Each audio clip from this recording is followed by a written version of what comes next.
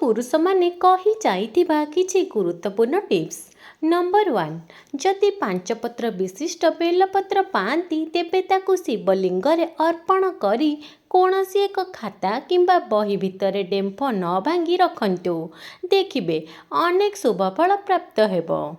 Number 2, प्रत्येक दिन स्नान परे उभय नारी पुरुष सूर्य नमस्कार करंतु। ठाकुर पूजा करिबा परे अल्प लुण खांतु, किंतु स्नान परे केबे भी तेल स्पर्श करिबे नहीं कि केबे भी मुड़ी खाइबे नहीं।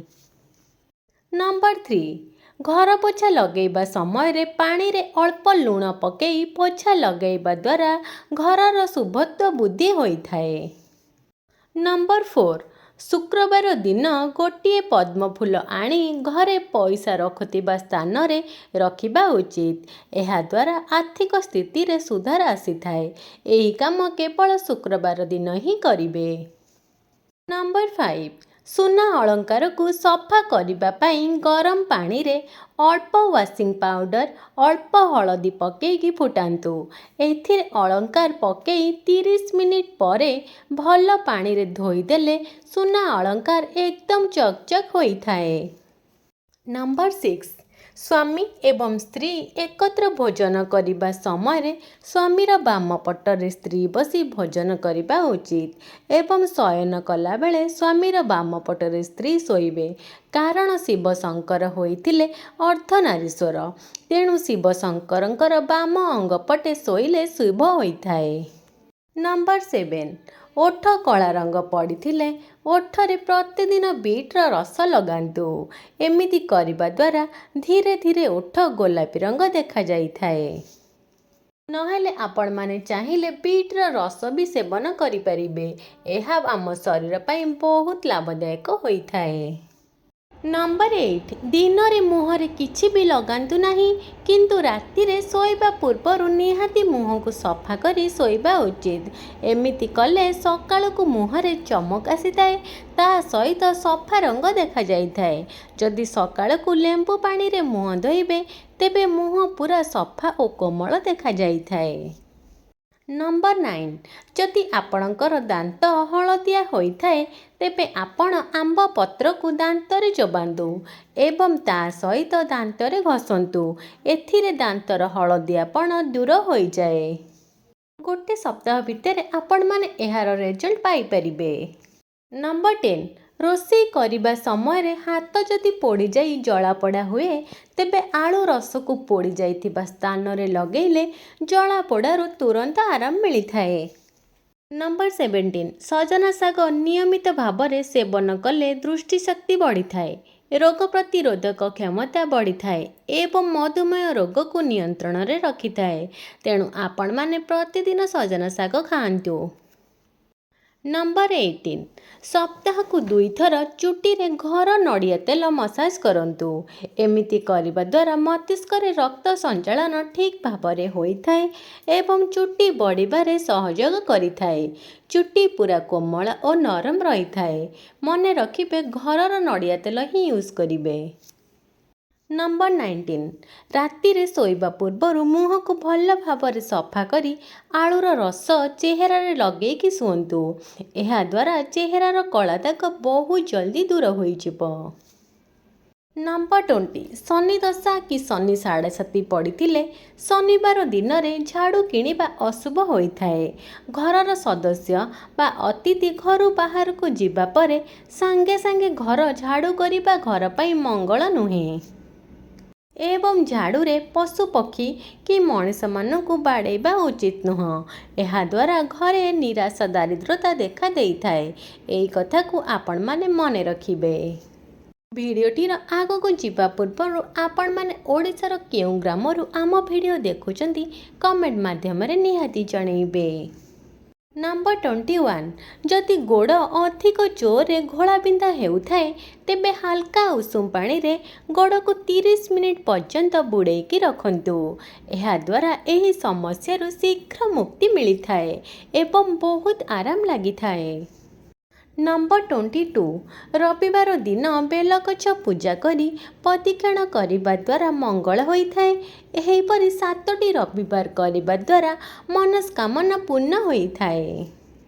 नंबर 23 जो मानू भोक हेउ न थाए सेमाने डालिंब मंजी को बाहर करी सेथिरे अल्प कला लुण पकई खाइबा द्वारा भोक लागिबा आरंभ होता है। नंबर 24 जदि आपण आपणकर शरीर को सुस्थ रखापी चाहूँगी तो दिन को 10 ରୁ 12 ग्लास पानी निहाती भाव में पियंतु। नंबर 25 मासिक धर्म समय पेटर जंत्रणा को भल करने शुंठी को गुंड करिकी सेथिरे टिकिए लुण मिसेकी उषुम उषुम पानी सहित सेवन करंतु। एही पानी पीवा द्वारा पेट भल लगी थाए।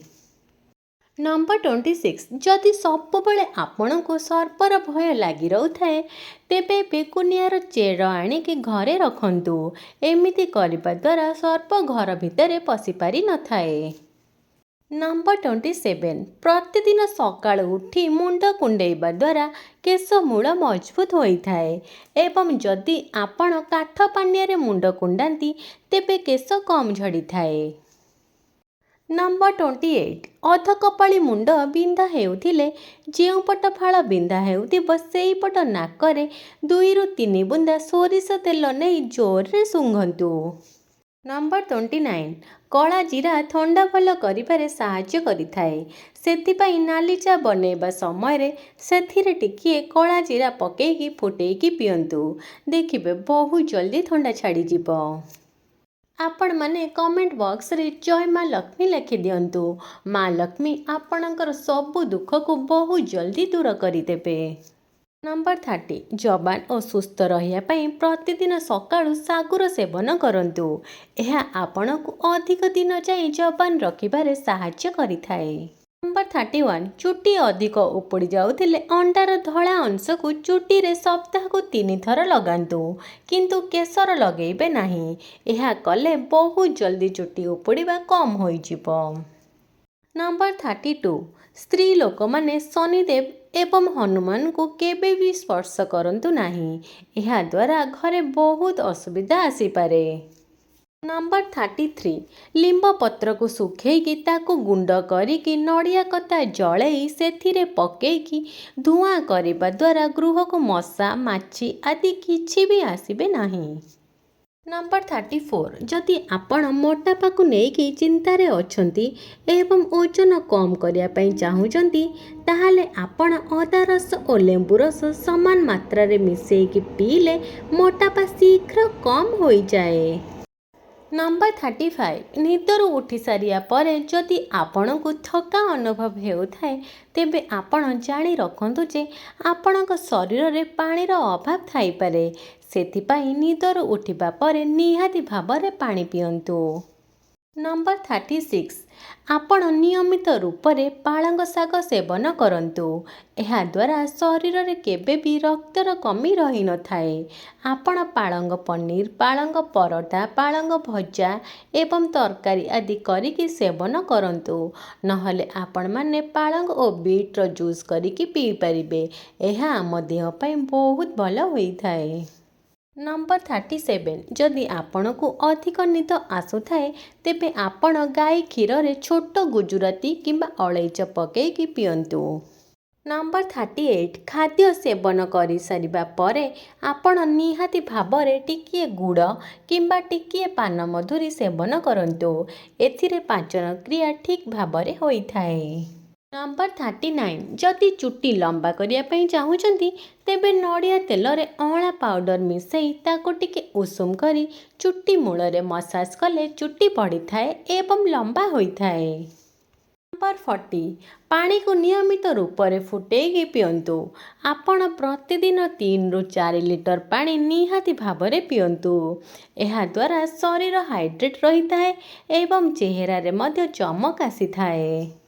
जदि आपण मानकु आम भिडियोटी भल लगुताए ताहाले लाइक कमेंट और शेयर करिया को जमा भी भूलिबेनी। आउ जदि आपण माने आम चैनल को नुआ करी आसीचंती ताहाले गोटे सब्सक्राइब निहाती करिदेबे। जय माँ लक्ष्मी।